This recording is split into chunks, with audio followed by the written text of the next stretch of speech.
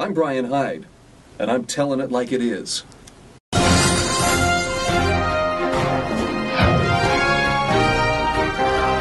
I don't know of any issue that will make people more quickly line up on one side or the other than the drug war. Considering it's been 40 years since the United States declared war on drugs, this was under President Nixon, it might be interesting to see what exactly has that got us in the meantime. For instance, are drugs any harder to come by? The answer is no. Actually, in fact, if you talk to any middle school or high school kid, it's actually easier for them to get their hands on pot or meth or other illegal drugs than it is for them to get their hands on tobacco or alcohol. So they're still out there in quantity because there's still a demand. What are some of the other effects of that war on drugs? What else has the last 40 years brought us? Well, if you measure success in terms of the number of people incarcerated, it's been a huge success. The U.S. has the highest rate of incarceration in the entire world. Only 5% of the world's population lives in the United States. 25% of the world's inmates are incarcerated right here in the U.S. Care to guess what the major reason is most of those inmates are behind bars? Drugs. In other words, the only person they were hurting really was themselves. So it begs the question, if this is what's been happening, oh, and by the way, there's been some other effects, for instance, loss of privacy. How about loss of protection of your personal property? Do you know if you're traveling with a large amount of cash, police can seize that in most states under asset forfeiture laws, and you have to prove that you didn't get that cash in some illegal manner. In other words, you have to prove a negative.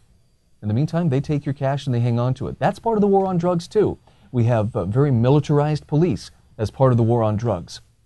These are some of the not-so-pleasant effects.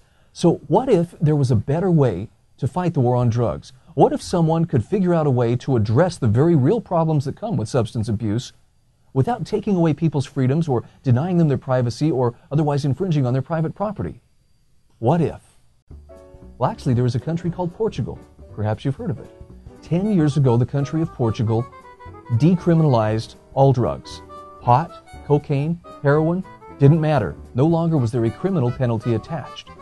10 years later, the facts show 50% less hard drug use over that 10-year period in Portugal.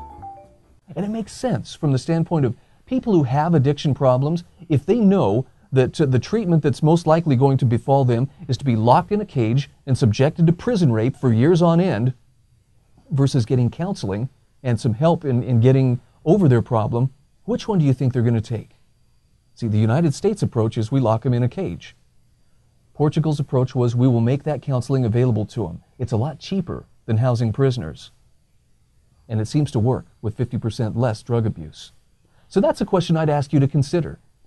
Is there a better way to fight the very real problem of drug abuse?